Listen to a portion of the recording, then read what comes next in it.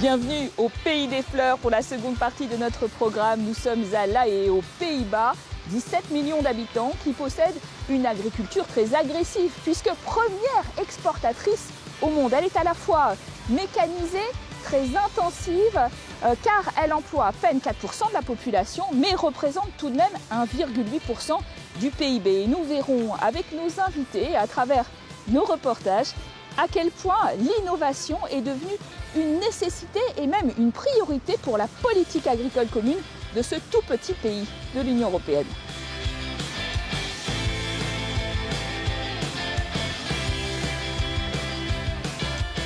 Voici le Centre mondial d'horticulture. Ici, on forme des gens aux différents métiers de l'horticulture, mais aussi aux côtés technologiques. De l'autre côté du bâtiment, on a nos serres où nous faisons des recherches appliquées. Au milieu, on trouve notre zone d'exposition qui est ouverte toute l'année. Les entreprises peuvent montrer leurs innovations.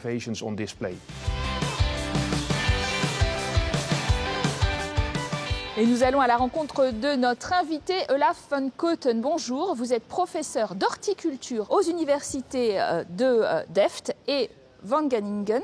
Aujourd'hui, on est au milieu des fleurs, bien sûr. Cette horticulture, c'est un secteur extrêmement important pour les Pays-Bas. Oui, tout à fait. L'horticulture représente une part importante des exportations néerlandaises. On produit des fruits, des légumes, des fleurs, pas seulement pour l'Europe, mais aussi pour le monde entier.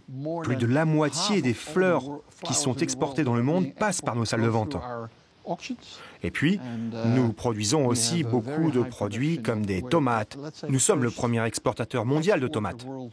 Donc, nous avons beaucoup de produits de très haute qualité et tout ça est produit sur une surface très restreinte. Et ce secteur horticole est particulièrement innovant. De quelle manière ?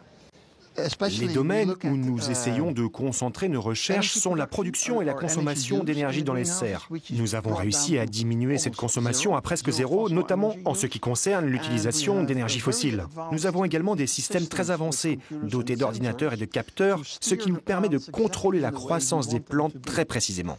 Alors, je vous propose d'aller continuer à parler innovation dans une de vos serres de recherche. On y va ? On y va.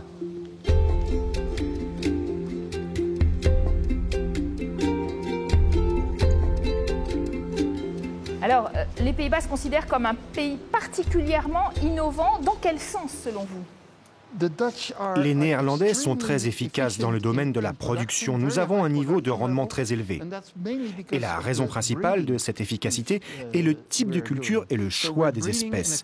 Nous les cultivons de manière classique et on arrive à avoir des espèces qui ont un grand rendement, comme par exemple ces concombres que nous avons ici. On n'utilise pas d'OGM, on n'en veut pas, parce qu'on peut tout faire sans les OGM. On peut tout faire avec des techniques classiques de culture.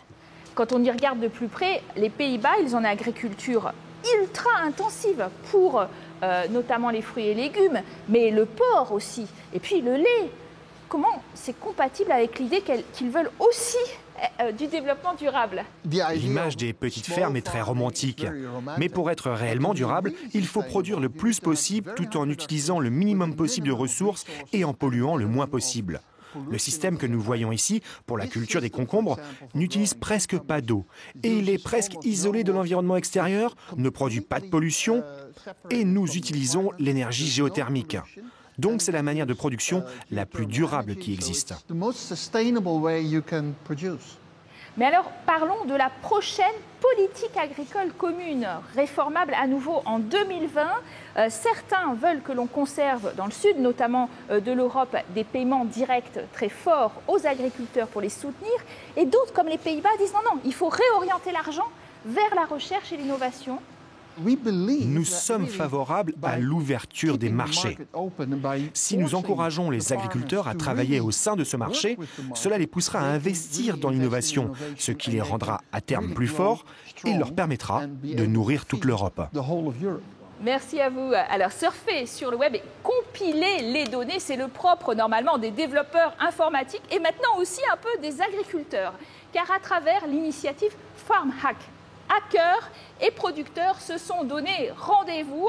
Ils se rencontrent, comme nous le raconte notre envoyé spécial aux Pays-Bas, Anaïs Guérard. Si vous avez beaucoup de data. Obtenir des data. Je dors et respire data.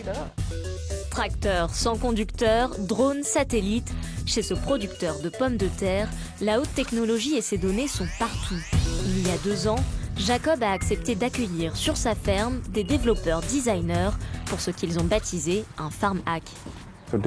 Cette caméra a été créée lors d'un farm hack. L'idée, c'est que c'est une caméra fixe qui prend des photos du sol automatiquement en fonction de la position GPS. Des images qui atterrissent directement dans son bureau.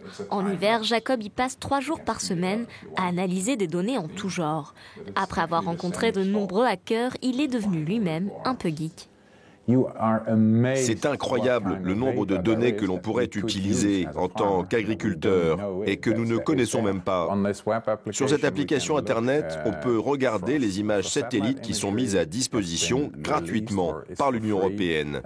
Ils ont lancé beaucoup de satellites sentinelles et ils sont vraiment bien pour mesurer la biomasse dans les champs. Vous obtenez des cartes comme celle-ci. Ici, la technologie permet à cet agriculteur de comprendre ce qui se passe dans ses champs sans y être physiquement. Vous pouvez aller vraiment au bord de la parcelle, mais pas au-delà, parce qu'après ça devient rouge. Tiens, je suis dans un endroit complètement différent. Oui. Ah, il pleut. 2 jours par semaine, ces experts de la réalité virtuelle travaillent sur la ferme de Jacob à l'élaboration d'une reproduction 3D de ses champs. Nous sommes dans une bulle où tout n'est que technologie. Et venir chez un agriculteur avec de vrais défis, de vrais problèmes, c'est très intéressant de voir cela. C'est vraiment très intéressant de venir pour trouver des solutions pour le monde réel. À Wageningen, agriculteurs et développeurs se retrouvent pour un farm hack sur les bancs de l'université. À l'ordre du jour, exploitation des données issues des milliers d'hectares néerlandais. Et le dialogue entre hommes de terrain et hommes de données est parfois cocasse. Comment extraire les données de l'AgroDataCube? En fait, on fait des sortes de scripts. Donc c'est vraiment un truc pour des mecs des nouvelles technologies. Bon, c'est pas du tout intuitif, quoi. Derrière ce jargon informatique, cette équipe tente de comprendre la structure des sols. Jurian travaille pour une coopérative agricole sucrière. Mon expérience est que généralement, vous ne finissez pas avec un produit prêt, mais avec beaucoup d'expérience sur les données. C'est définitivement de l'innovation. Et comme vous le voyez, nous cultivons la terre depuis des millénaires. Alors il serait trop facile de penser qu'en 2 ou 3 jours, on va trouver quelque chose de complètement nouveau. À la clé, de nouvelles solutions apparaissent pour aider les agriculteurs. Ce ne sont pas les industriels qui le feront. Ils sont intéressés par vos datas, mais ils pensent à leurs actionnaires, à leur position sur le marché. Ils ne pensent pas à l'agriculteur. La communauté agricole doit prendre le contrôle. Reprendre le contrôle de leurs champs, un défi en partie numérique dont les agriculteurs s'affranchissent grâce aux hackers. Voilà notre nouvel invité, Gerban-Jan Gerbrandy, bonjour. Bonjour et bienvenue dans ma ville de La Haye et dans cette ferme urbaine. Sur le toit d'un grand building, en effet, ferme urbaine, c'est peut-être pour vous l'agriculture du futur. Ça se pourrait. Cette ferme est un très bon exemple de comment nous pouvons produire dans l'espace très limité que nous avons aux Pays-Bas. Et ce que j'aime beaucoup dans ce concept de ferme urbaine, c'est que ça rapproche la nourriture des gens. La plupart des gens vivent en ville aujourd'hui, ils n'ont aucune idée de comment les légumes sont cultivés. Et maintenant, nous pouvons le voir de nos propres yeux. Alors, les Pays-Bas, c'est un pays très particulier. 64 000 exploitations en moyenne de 28 hectares, très mécanisées, très forte intensivité. Et pourtant, vous voulez aussi être un pays vert. Votre parti, en effet, est très vert. Comment c'est compatible ? Oui, absolument. C'est un gros défi que nous avons à présent. L'innovation agricole aux Pays-Bas a toujours été de produire plus sur la même surface. Et il y a des limites à ça. Nous utilisons beaucoup de pesticides, de cultures artificielles, etc. Donc la prochaine étape sera d'innover pour le faire de manière plus durable. qu'on parle hyper-productivité, vous avez aux Pays-Bas justement des exemples de fermes très intensives, notamment pour les cochons. Est-ce que ça, finalement, c'est compatible avec l'idée que vous avez d'une meilleure qualité de vie pour les animaux et de labels d'ailleurs précis? C'est une très bonne question. Nous étions toujours concentrés sur plus, toujours plus, de plus grandes fermes, plus de bétail, plus de cochons. Et c'est très difficile à combiner avec le bien-être animal. Donc ça s'est intensifié, à tel point qu'aujourd'hui, je pense que nous avons plus de cochons que de gens aux Pays-Bas, ce qui n'est pas une bonne direction à prendre. Maintenant, nous devons travailler à une agriculture plus respectueuse de l'environnement, nous devons aller vers de meilleures conditions de vie pour les animaux. La politique agricole commune, elle a déjà été réformée, elle va être réorientée en 2020 à nouveau. Vous, les Pays-Bas, vous insistez sur le fait que ça n'est plus la peine de donner du revenu direct aux agriculteurs, qu'il faut davantage donner pour l'innovation, la recherche. Est-ce que vous êtes suivi sur ce thème par la France, par exemple?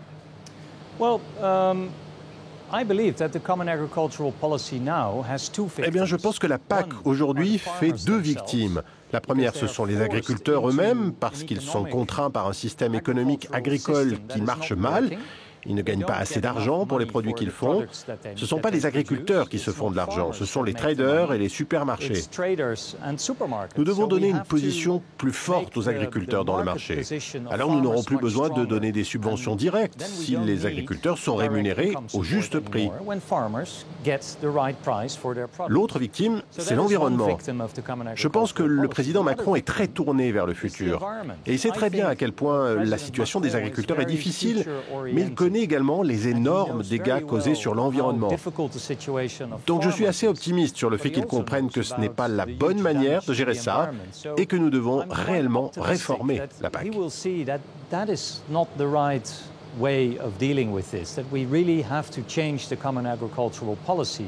Justement, on va continuer à parler modification génétique. 20 ans après la brebis Dolly, n'est-on pas en train de créer des Frankenstein animaux? En tout cas, notre reporter Luc Brown est allé enquêter en Écosse où les laboratoires de recherche travaillent sur la modification génétique des animaux qui peut-être un jour feront partie des élevages. En tout cas, avec le Brexit, beaucoup de questions autour de cela, comme nous le montre ce reportage. Ils sont peut-être les précurseurs d'une nouvelle génération. Ces porcelets sont résistants à une maladie qui fait des ravages dans l'élevage, le syndrome dysgénique et respiratoire porcin.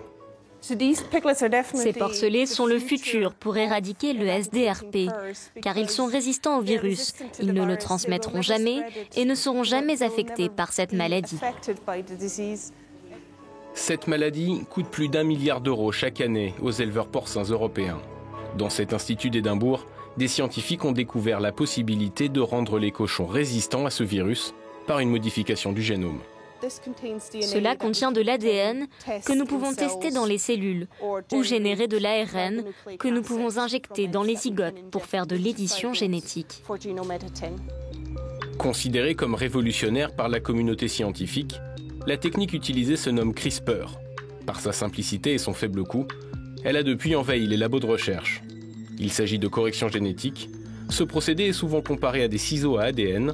Les scientifiques coupent la séquence du génome qui pose problème, et cela n'implique pas l'intégration d'un corps étranger, comme lors d'OGM classiques.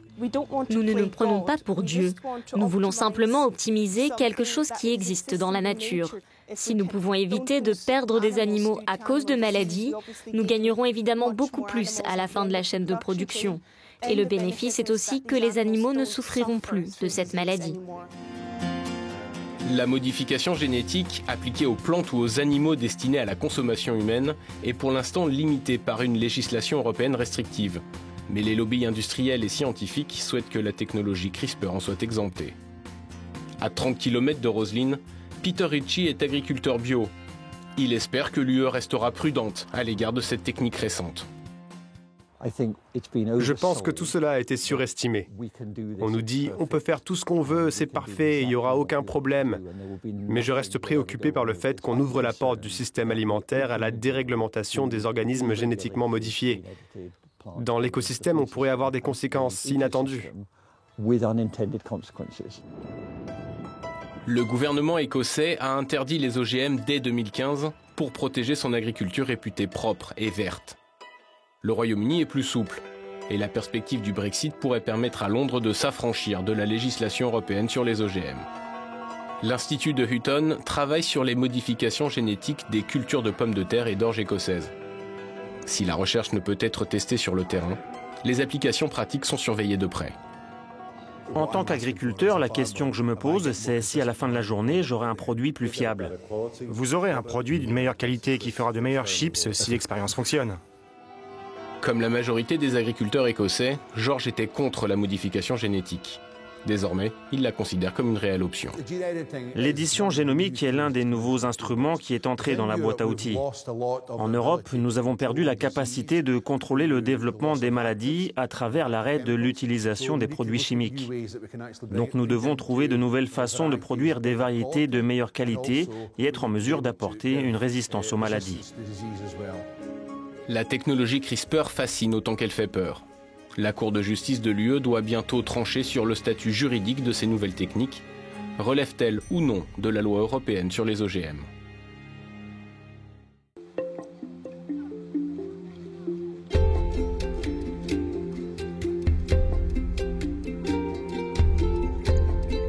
Nous voilà arrivés à la fin de notre programme de printemps sur l'innovation agricole aux Pays-Bas, ici et en Espagne.